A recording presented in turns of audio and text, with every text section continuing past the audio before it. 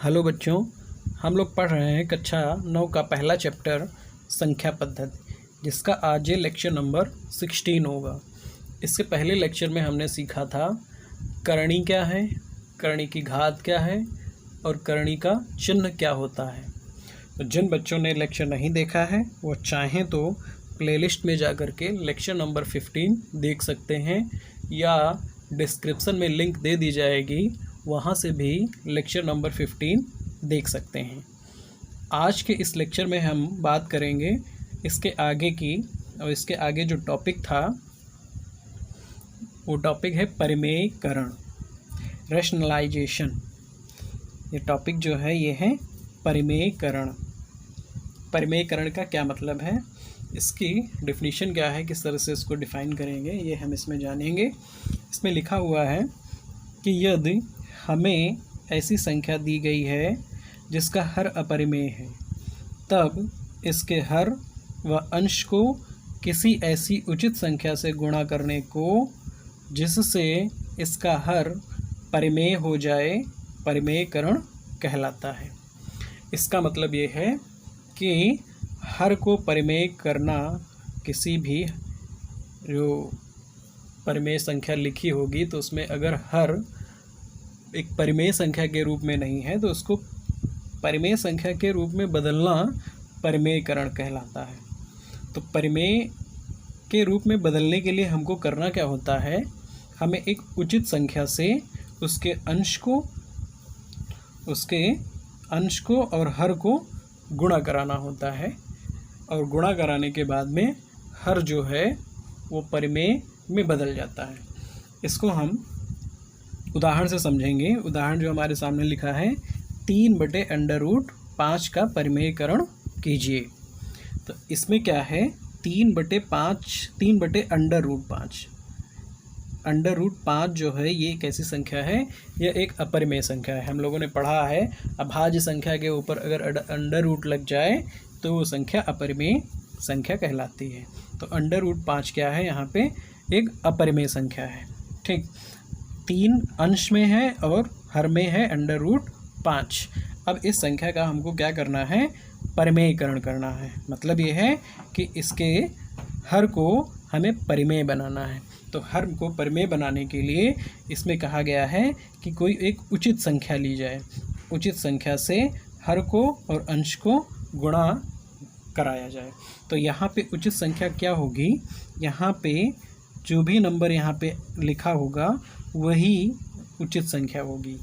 मतलब हर में जो भी नंबर है, हर में यहाँ पे क्या है √5, तो √5 ही उचित संख्या यहाँ पर होगी, जिससे अगर हम इसको गुणा करा दें तो इसका हर, ठीक, हर जो हो जाएगा वो एक परिमेय संख्या हो जाएगी। कैसे हो जाएगी, हमने जब ऊपर नीचे अभी गुणा कराया नहीं है, यहाँ इस तरह से लिख लिया। अब जब ऊपर गुणा कराएंगे तो आएगा 3/5 और नीचे गुणा कराएंगे तो आएगा अंडर रूट के नीचे 5 का गुणा 5 में 25।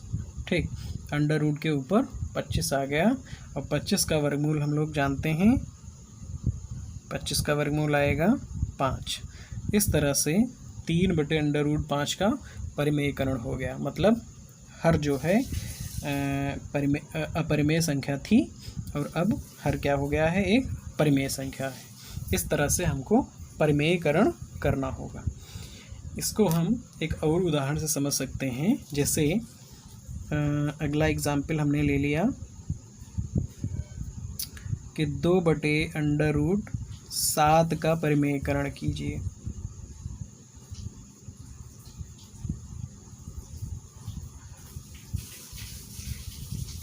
तो जिस तरह से हमने ये किया था, √5 से ऊपर नीचे गुणा कराई, उसी तरह से यहाँ पे √5 ना होकर के √7 है, जो कि एक अपरिमेय संख्या है।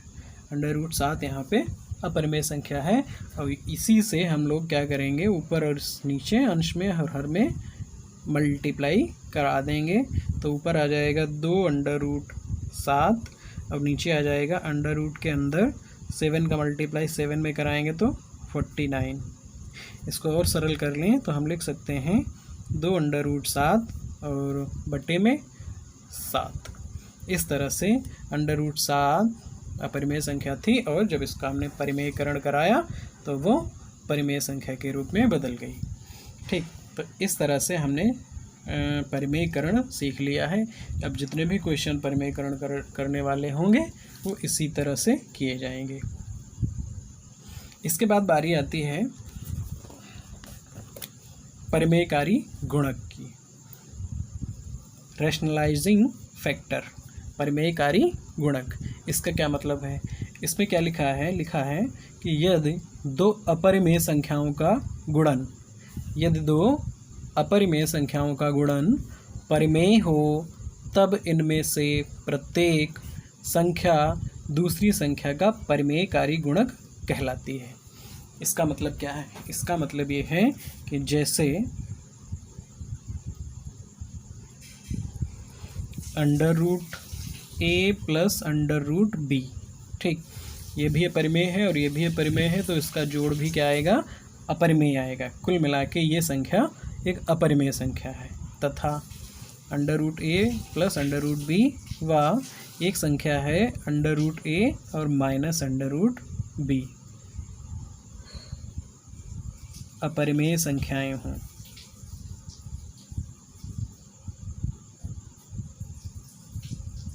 इसमें क्या लिखा है कि यदि दो अपरिमेय संख्याओं का गुणन, तो हमने दो अपरिमेय संख्याएं अपनी तरफ से मान ली। एक मानी है √a + √b और एक मानी है √a - √b। फिर क्या लिखा है कि अपरिमेय संख्याओं का गुणन परिमेय हो, मतलब अभी हमको इसका क्या कराना पड़ेगा? गुणन कराना पड़ेगा, मल्टीप्लाई कराना पड़ेगा, और मल्टीप्लाई कराने पर पता चलेगा कि ये परिमेय है या नहीं। अगर ये गुणन इन दोनों अपरिमेय संख्याओं का गुणन परिमेय संख्या आ गया तो इनमें से प्रत्येक संख्या दूसरी का परिमेयकारी गुणक कहलाएगी। ठीक, तो सबसे पहले हम क्या करेंगे? इनका गुणन करा लेंगे। तो √a + √b का गुणा कराएंगे √a -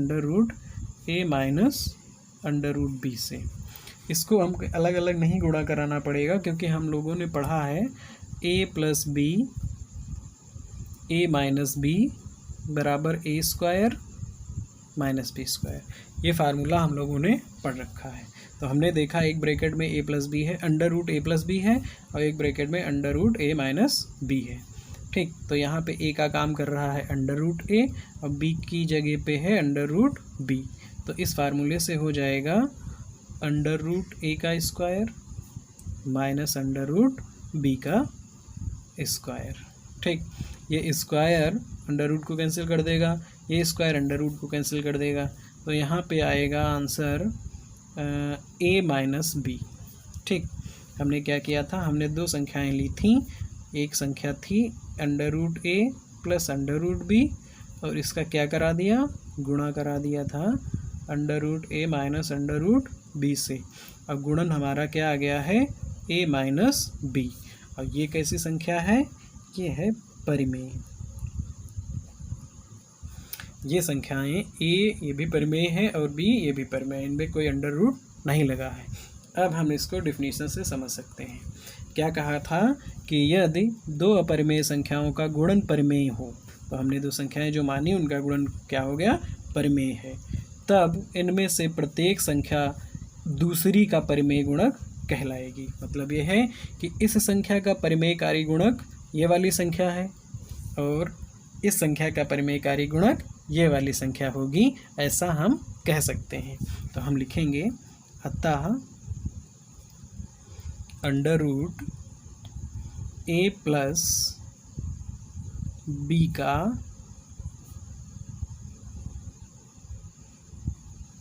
परिमेयकारी गुणक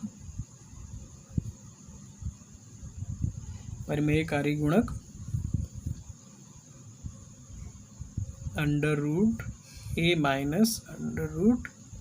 √b होगा। हम ये भी लिख सकते हैं कि √a - b का परिमेयकारी गुणक √a + b √a + √b हो सकता है। दोनों बात, ये संख्या इसकी परिमेयकारी गुणक कहलाएगी और ये वाली संख्या इसकी परिमेयकारी गुणक कहलाएगी। ये हमने मान लिया एग्जाम्पल नंबर 1 है। एक और एग्जाम्पल से हम इसको समझ सकते हैं। जैसे हमने एग्जाम्पल ले लिया, हमसे कहा गया कि पता लगाइए कि a plus under root b का परिमेयकारी गुणक क्या होगा। अंडर रूट b का परिमेयकारी गुणक,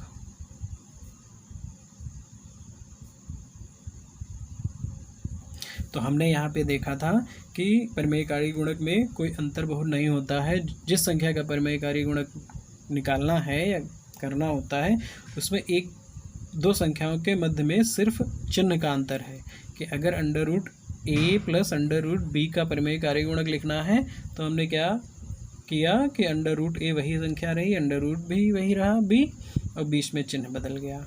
ठीक, अगर यहाँ प्लस है तो यहाँ कितना आ गया माइनस, और जो भी माइनस लगा के जो संख्या नहीं बन रही है वो पहली वाली की परिमेयकारी गुणक होगी। तो यहाँ से हमसे पूछा गया है a plus under root b का परिमेयकारी गुणक, तो हमको क्या करना होगा, इतना नहीं हल करना होगा, हम ऐसे जान जाएंगे, यहाँ से पता चल जाएगा कैसे क्या होगा कि यहाँ पे हम क्या कर दें, चिन्ह बदल दें। अगर हम a को a लिखा रहने दें, प्लस की जगह माइनस कर दें और अंडर रूट b को b लिख दें। ठीक, तो यही जो नंबर होगा a minus under root b, यही a plus under root b का परिमेयकारी गुणक कहलाएगा।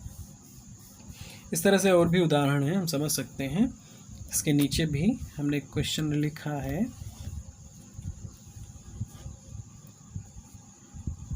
तीन क्वेश्चन हैं जिनमें हमको लिखना है परिमेयकारी गुणक। क्वेश्चन पढ़ लेते हैं। इसमें लिखा है कि निम्नलिखित संख्याओं का परिमेयकारी गुणक लिखिए। हमने जो ऊपर सीखा है उसी पर आधारित ये तीनों क्वेश्चन करने हैं। अब हमसे कहा गया पहले में under root 7 minus under root 2 का परिमेयकारी गुणक क्या है, लिखिए। तो हमने यही अभी भी सीखा है कि हमको सिर्फ चिन्ह बदलना होगा और हमें परिमेयकारी गुणक मिल जाएगा। तो इसका परिमेयकारी गुणक क्या होगा, 7, यहाँ चिन्ह माइनस था तो यहाँ पे प्लस कर लेंगे, बस इतना ही करना होगा। और ये नंबर मतलब under root 7 plus under root 2 under root 7 minus under root 2 का परिमेयकारी गुणक होगा। ये नंबर इसका परिमेयकारी गुणक, ये नंबर इसका परिमेयकारी गुणक। ठीक, इस तरह से सेकंड नंबर है, इसका परिमेयकारी गुणक लिखना है। अब बहुत आसान हो गया होगा, अपने आप लिख सकते हैं कि अंडर रूट 5 माइनस कर देंगे अंडर रूट 3, क्योंकि यहाँ पे प्लस था इसलिए इसके परिमेयकारी गुणक में माइनस चिन्ह आएगा। बाकी जो नंबर हैं वो वही रहेंगे, चेंज नहीं होंगे। इसी तरह से इसका भी हम लिख सकते हैं। यहाँ पे हमने देखा प्लस चिन्ह है तो यहाँ पे हमको सिर्फ बाकी नंबर वैसे रहेंगे और यहाँ पे हमको क्या कर लेना होगा, माइनस चिन्ह लगा देना होगा। अगर यहाँ माइनस होता तो यहाँ हम प्लस लगाते। इस तरह से परिमेयकारी गुणक लिखे जाते हैं। अब इन पर आधारित एक्सरसाइज 1.5 का हम लोग क्वेश्चन करने वाले हैं।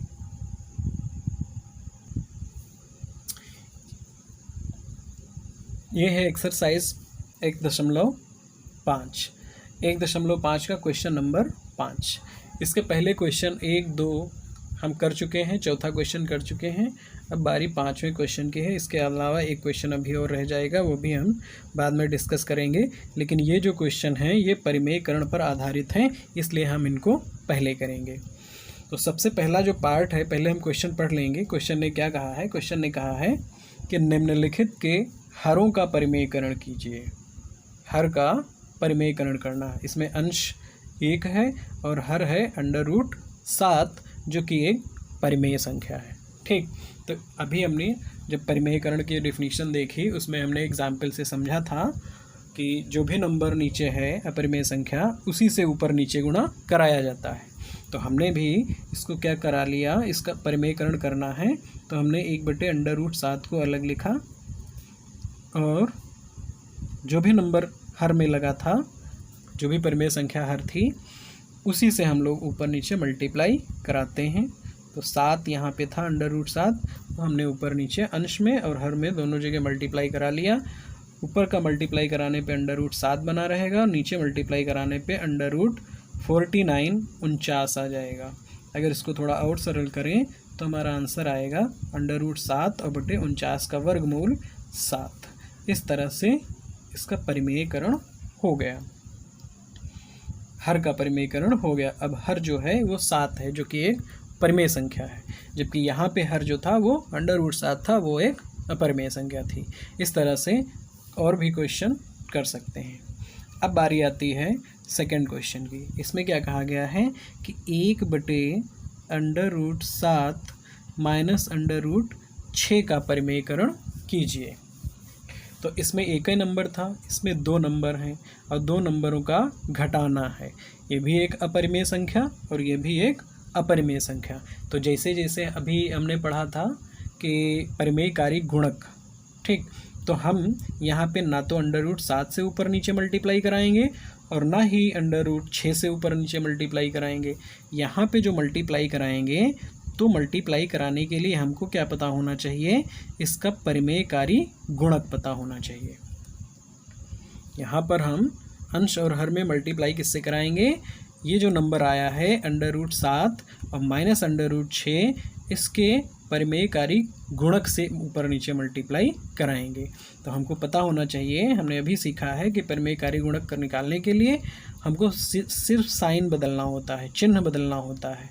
यहाँ माइनस है तो यहाँ पे परिमेयकारी गुणक क्या आ जाएगा, √7 और प्लस √6। इसी परिमेयकारी गुणक से अंश को भी गुणा कराएंगे और हर को भी गुणा कराएंगे। ठीक,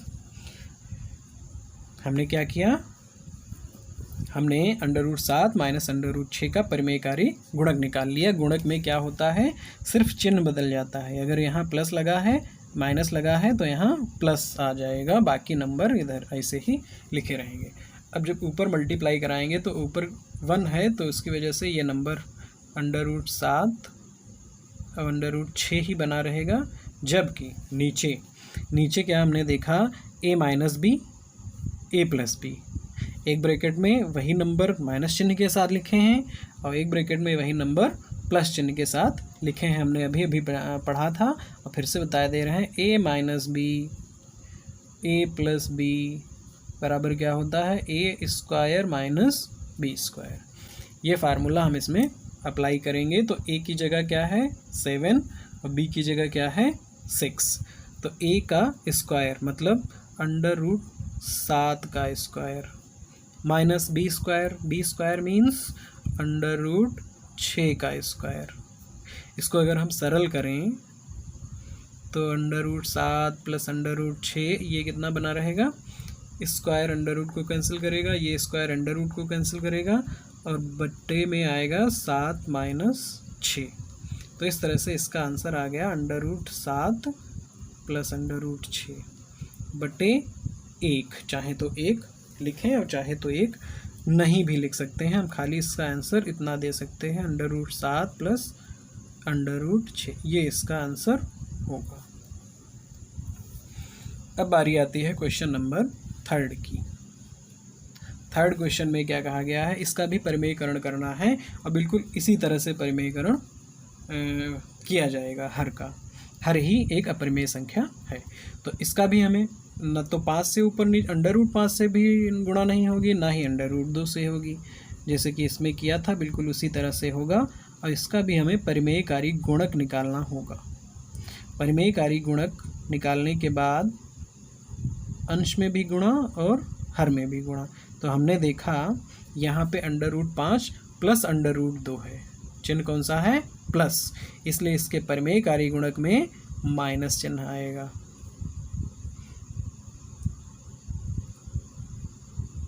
अब बिल्कुल ऊपर वाला जो तरीका था, इसमें जो फार्मूला लगा था वही फार्मूला इसमें भी हम लोग अप्लाई कर देंगे। तो ऊपर बना रहेगा √5 माइनस √2 का गुणा 1 से कराएंगे तो √5 माइनस √2 बना रहेगा।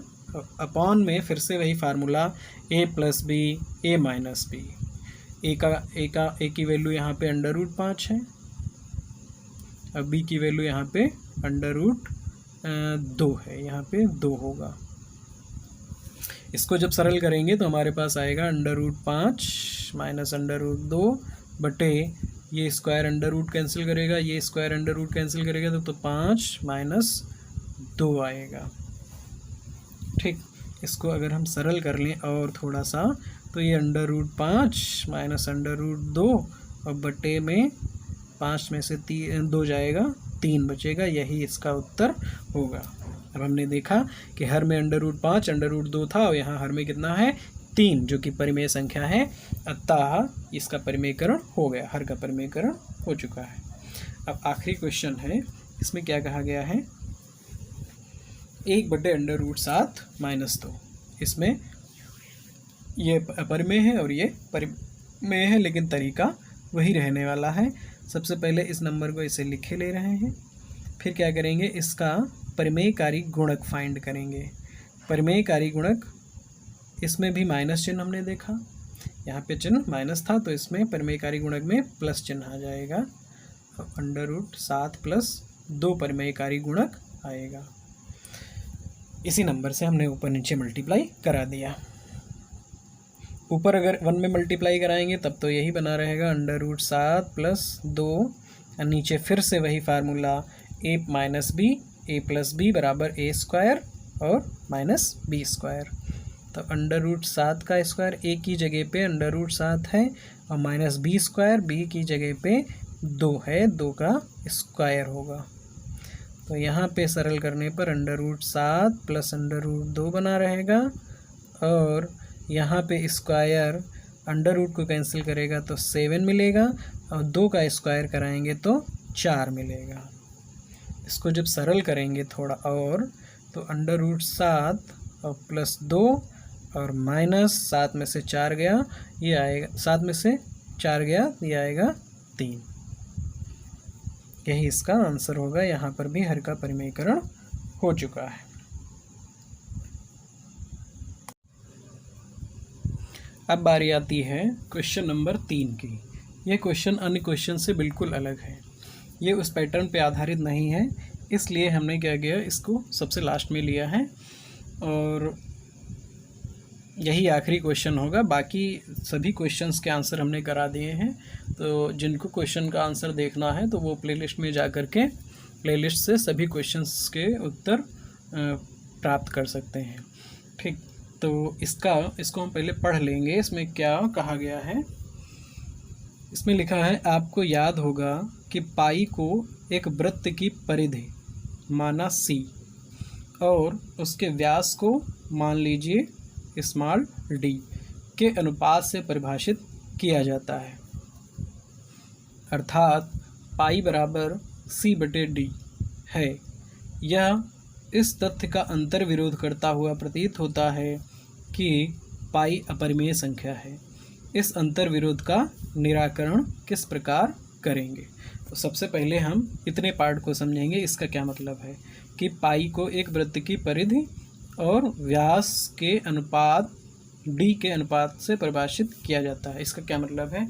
इसका मतलब यह है कि जब पाई की खोज की गई, ठीक है, पाई की जब खोज की गई तो पाई का मान कैसे आया था कि जो भी वृत्त था उस वृत्त की परिधि, ये जो है ये क्या होती है, परिधि। ये जो लंबाई है, बाउंड्री लाइन, इसको क्या बोलते हैं, परिधि। इसको हमने c से डिनोट किया।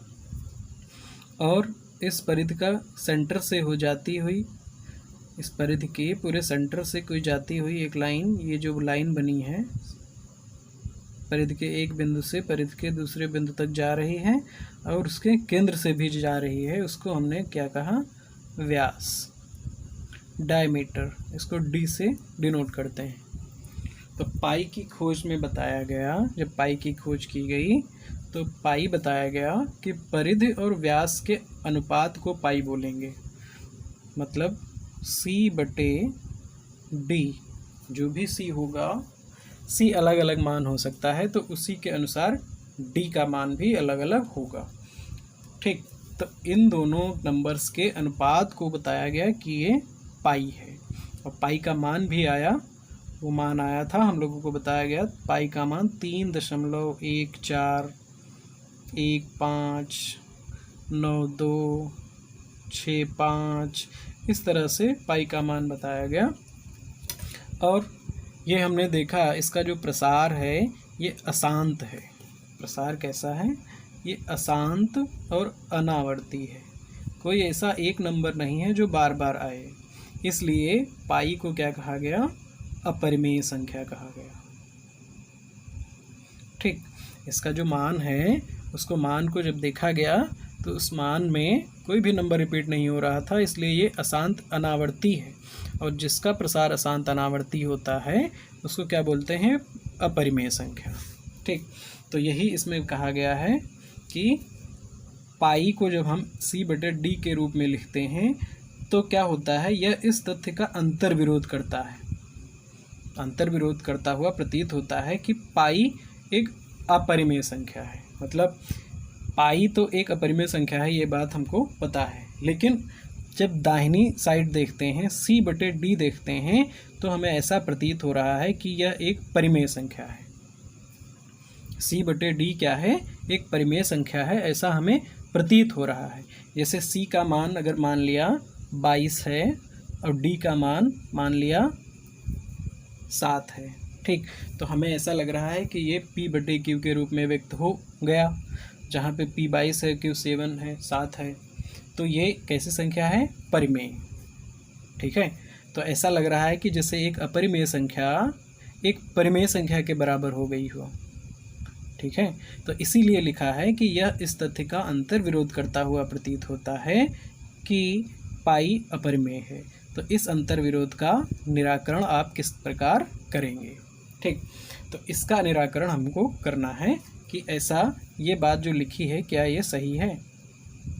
ठीक है, तो हमको पता होना चाहिए कि यहाँ पर जो भी मान आएगा, c का मान या d का मान, वो जैसे c का मान है 22, तो जब हमने यहाँ पे 22 मापा होगा स्केल से या किसी भी युक्ति से, हम अगर 22 को नापेंगे 22 सेंटीमीटर या 22 मीटर, ठीक, तो स्केल से अगर नापेंगे, सेंटीमीटर वाली स्केल हुई, तो उसमें ज़रूर हम कोई ना कोई गलती करेंगे। मतलब यह है 22 दशमलव समथिंग मान होगा और उसको हम क्या मान लेते हैं? जैसे 22 दशमलव समथिंग मान आया, 22.1, 2, 1 कुछ भी मान आया, तब भी हम इसको क्या ले लेते हैं? 22 ले लेते हैं। दशमलव के आगे वाले जितने भी नंबर होते हैं वो क्या किए जाते हैं? वो छोड़ दिए जाते हैं। ठीक है, तो इस तरह से 22 का जो भी मान है ये एग्जैक्ट वैल्यू हम नहीं लेते। ये मान जो लेते हैं दशमलव के पहले वाले अंक ही लिए जाते हैं, बाद वाले अंक नहीं लिए जाते।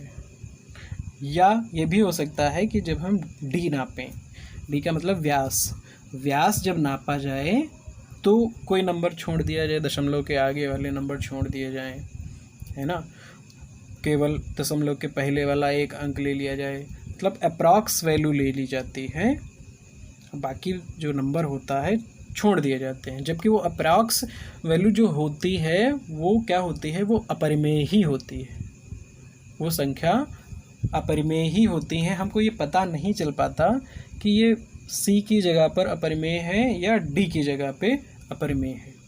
अगर c अपरिमेय है तो भी ये पूरी संख्या अपरिमेय संख्या होगी, अगर d अपरिमेय ले लिया तो भी ये संख्या अपरिमेय संख्या, पूरी संख्या अपरिमेय कहलाएगी। इसका मतलब यह है कि इस तथ्य का अंतर्विरोध नहीं हुआ। पाई एक अपरिमेय संख्या है, इसका अंतर्विरोध नहीं हुआ। क्यों नहीं हुआ? क्योंकि पाई भी अपरिमेय है और इधर वाला नंबर भी अपरिमेय ही होगा। अपरिमेय इसलिए होगा क्योंकि लंबाई नापते समय हम इसका केवल अप्रॉक्स वैल्यू लिखते हैं, सन्निकटन मान लिखते हैं, एग्जैक्ट वैल्यू नहीं निकाल पाएंगे।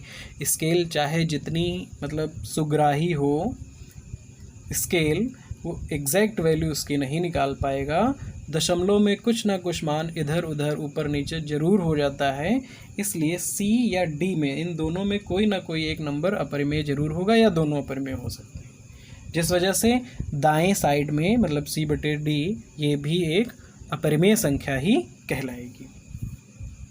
इसलिए यहाँ कोई अंतर्विरोध नहीं है। इसको हमने लिखा भी है, इस तरह से देख सकते हैं कि यह कोई अंतर्विरोध नहीं है। क्यों? क्योंकि स्केल या अन्य युक्ति से लंबाई मापते समय हमें केवल सन्निकटन परिमेय मान प्राप्त होता है, अतः यह अनुभव ही नहीं कर पाते, मतलब पता ही नहीं लगा पाते हैं कि सी अपरिमेय है और या डी अपरिमेय है। मतलब सी और डी में कोई ना कोई एक नंबर अपरिमेय जरूर होता है। अपरिमेय होने से ये पूरा दायां साइड RHS ये भी क्या हो जाता है, अपरिमेय हो जाता है, जबकि बायां वाला तो अपरिमेय है ही है। तो ये बात जो लिखी है ये गलत नहीं है, ये बिल्कुल सही लिखी। ये भी अपरिमेय है बायां पक्ष और दाहिना पक्ष भी अपरिमेय है। तो इस बात का अंतर्विरोध नहीं हुआ। कौन सी बात का? कि पाई अपरिमेय संख्या है।